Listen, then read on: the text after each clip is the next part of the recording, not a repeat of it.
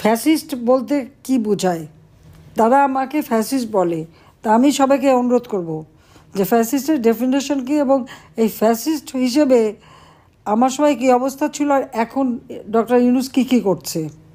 তো ফ্যাসিস্ট খেতাবটা তো তারই পাওনা, সেই সাথে জঙ্গি, যত জঙ্গি সন্ত্রাসী সবাইকে সে মুক্তি দিয়ে দিয়েছে। হলি আর্টিজেনে যারা সেখানে সন্ত্রাসী জঙ্গি কাজ করলো সেটাকে আমরা দমন করলাম এবং তাদের খুঁজে বের করে সাজা দিলাম, তারা মুক্ত। সেখানে যে 29 জন মানুষ মারা গেল, এটার কি জবাব দেবে সে? বিডিআরে বিদ্রোহ, গ্রেপ্তার করা হলো, মামলা দেওয়া হলো, বিচার করা হয়েছে, কিন্তু যারা আমাদের সেনাবাহিনীর সদস্যদেরকে বিডিআরে হত্যা করলো তাদের সবাইকে মুক্তি দিয়ে দেওয়া হয়েছে। তাদেরকে মুক্তি দেওয়া, তাদের জামিন দেওয়ার জন্য ব্যস্ত, কিছু দেওয়া হয়েছে, আরও দেওয়া হবে। কারণটা কি? 21শে আগস্ট গ্রেনেড হামলা করে আমাকে সহ আমাদের আওয়ামী লীগের নেতাকর্মী হত্যার চেষ্টা। হ্যাঁ, বেঁচে গিয়েছি আমি, কিন্তু আমার তো ওখানে 22 জন নেতাকর্মী আইভি রহমান সহ মারা গেছে, প্রায় 700-800 নেতাকর্মী আহত, এখনও অনেকের শরীরে স্প্লিন্টার।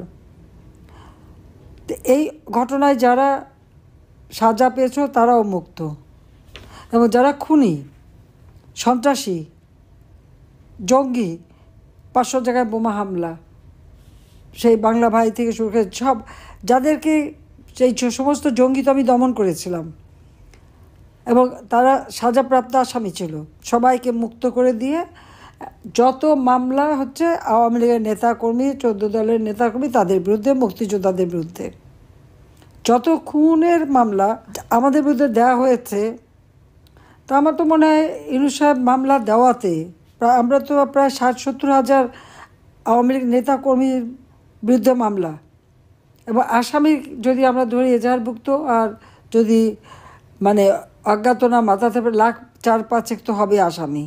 তো এটা আবার অবশ্যই ইউনূস সাহেব একটা রেকর্ড করে ফেলেছে আমার মনে হয়। জানি না এর জন্য আবার নতুন কোনো পুরস্কার পাবে কিনা। এই জঙ্গি, খুনি, সন্ত্রাসী, দুর্নীতিবাজ এদেরকে মানে ছেড়ে দেওয়া আর একটা দলের নেতাকর্মীকে দিয়ে সব জেলখানা ভরে ফেলা, এটাই তার কাজ, এটাই সে করে যাচ্ছে।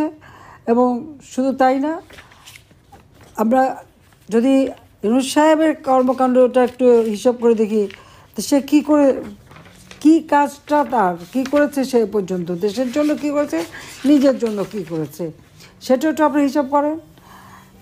এমন এক ব্যক্তি আজকে ক্ষমতা আসলো এই সন্ত্রাসী কর্মকাণ্ড করে, যে নাকি শ্রমিক আদালতে সাজাপ্রাপ্ত আসামি, নিজের কোম্পানির শ্রমিকদের যে ফাঁকি দেয়, তাদের প্রাপ্য টাকা, যেন কোনো কোম্পানি প্রফিটের 5% শ্রমিক কল্যাণ ফান্ডে দিতে হয়, সে টাকা দেয়নি, তার বিরুদ্ধে মামলা করে। এক পর্যায়ে তাদের সাথে, শ্রমিকদের সাথে নেগোসিয়েশন করে যে টাকাটা একটা ফান্ড করে রাখার কথা, সেই ফান্ডে টাকাটা রাখি। পরবর্তীতে আবার ওই ফান্ডের থেকে 25 কোটি বা 26 কোটি হবে এরকম টাকা তুলে নিয়ে সেই টাকার থেকে শ্রমিক আন্দোলনের সভাপতি এবং সাধারণ সম্পাদক এবং তাদের আইনজীবী তাদেরকে ঘুষ দেয়। 3 কোটি টাকা করে শ্রমিক সেই আন্দোলনের যে সভাপতি আর সেক্রেটারি তাদেরকে টাকা দেয়। এমনকি তখন যিনি অ্যাটর্নি জেনারেল ছিলেন তাকেও 12 কোটি টাকা নিয়ে সাথে, ইউনূস আবার এজেন্ট থাকে, সে যে কাজ করে তার লবিস্ট ফার্ম আর একটা এখানকে একজনকে তো সে ব্যবহার করে, তাকে দিয়ে লবিস্ট করা।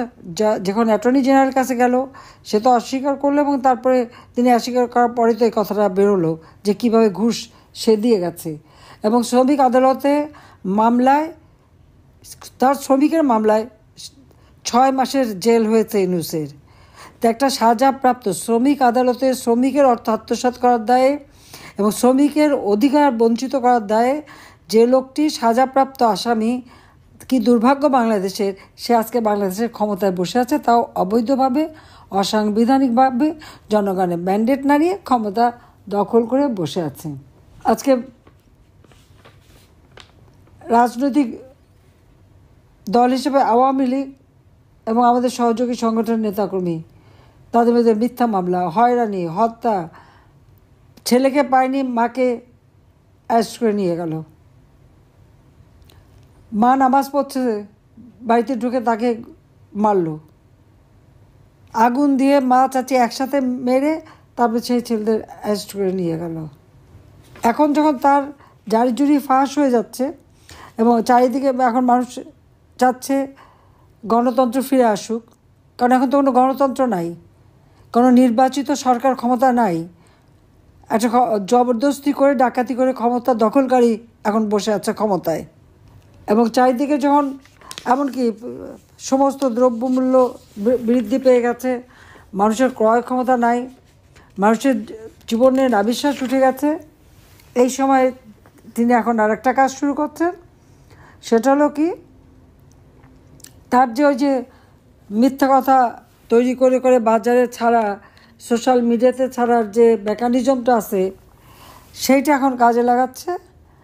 এখন বসে বসে ওই অবৈধ ক্ষমতা দখলকারী সে যেটা কাজ করবে সেটা হলো ইউনূসকে আরও ক্ষমতায় দেখতে চাই, নির্বাচন না ইউনূসের ক্ষমতা।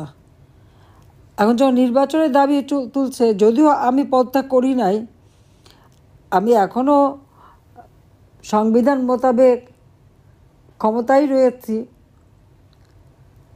সেখানে জোর করে সরানো হয়েছে, কিন্তু সেখানে এখন তার প্রচেষ্টা যে এমনভাবে সে একটা জনমত সৃষ্টি করবে যার মাধ্যমে তারা প্রচার করবে যে না, আমরা চাই, ইউনূসকে চাই, ইলেকশন চাই না, এই জাতীয় এগুলি সব তৈরি হবে নিজেরাই। ওখানে তার ওই মিথ্যা কথা বলার যে মানে লোকগুলি ভাড়া করে অনেক টাকা দিয়ে বসিয়ে রেখেছে, সেখানে বসে বসে এই কথাগুলি তারা তৈরি করবে, এই কন্টেন্ট তৈরি করে করে সব জায়গায় ছাড়বে যে না, যাতে তার আর ক্ষমতা থেকে যাওয়া না লাগে। এটাই হচ্ছে তার এখন সর্বশেষ প্রচেষ্টা, সে এভাবেই চালাচ্ছে। তার জন্য হাজার হাজার কোটি টাকাও সে খরচ করছে, কারণ বাংলাদেশের প্রত্যন্ত অঞ্চলে সে এক একজন করে তার এজেন্ট লাগিয়ে রেখেছে।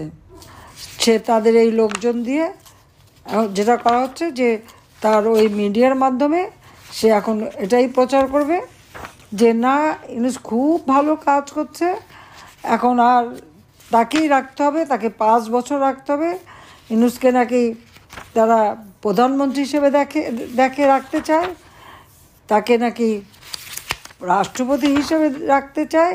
এই ধরনের নানা প্রচারণা চালানোর জন্য সে নিজেই মিটিং করে একটা এই ধরনের একটা বুদ্ধি পরামর্শ দিয়ে তার লোকদের ছেড়ে দিয়েছে যে তাদেরকে দিয়ে এখন এই ধরনের প্রচার আপনারা 2-4 দিনের মধ্যেই দেখতে পারবেন যে এই প্রচার শুরু হয়ে গেছে যে না, এখন ইউনূস থাকবে, ইউনূস না থাকলে নাকি কিছুই হবে না, দেশ নাকি একটা উন্নতি হবে না।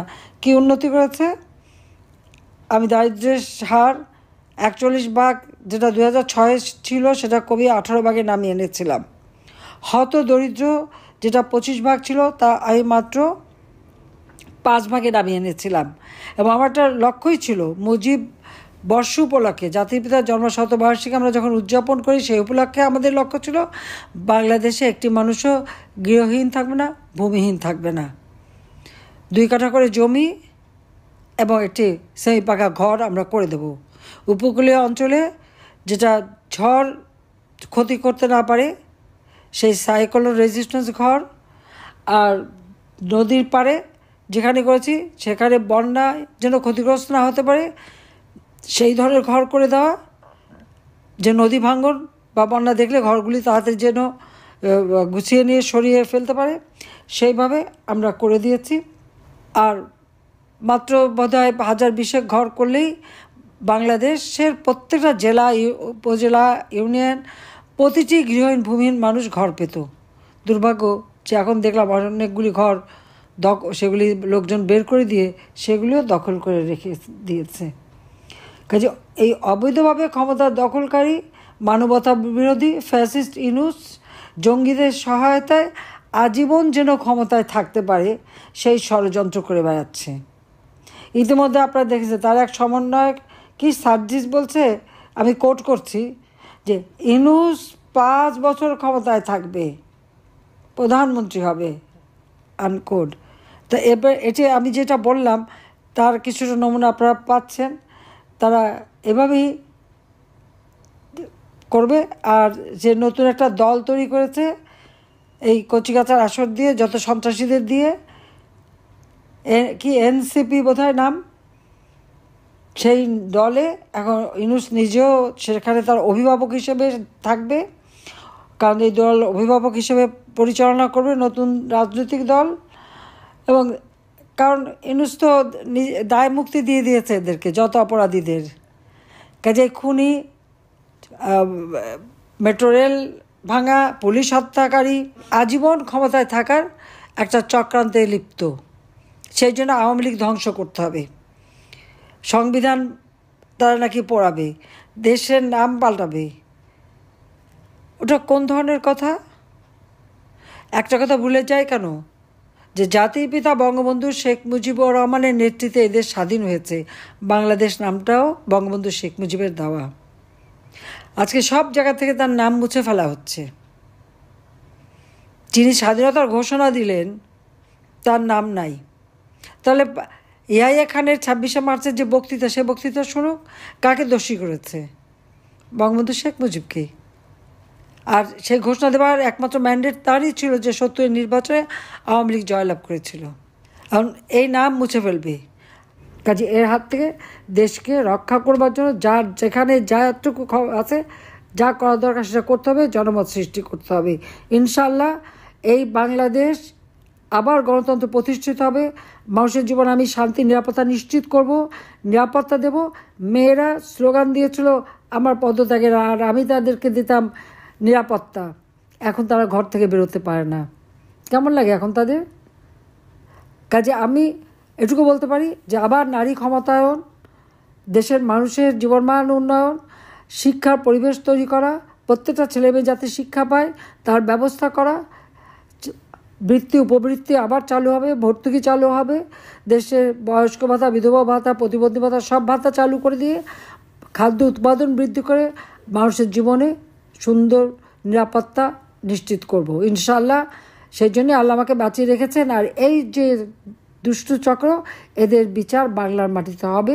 বাংলার মাটিতে ইনশাল্লাহ আমি করবই করব, এটুকু অন্তত আমি বলতে পারি। সেই জন্য আল্লাহ আমাকে বাঁচিয়ে রেখেছে। ওই দায় মুক্তি দিয়ে মুক্তি হবে না। কাজে বাংলাদেশ আবার ফিরে আসবে। 2041 সালের বাংলাদেশ স্মার্ট বাংলাদেশ হিসেবে গড়ে তুলব। সবাইকে ধন্যবাদ। জয় বাংলা, জয় বঙ্গবন্ধু, বাংলাদেশ চিরজীবী হোক।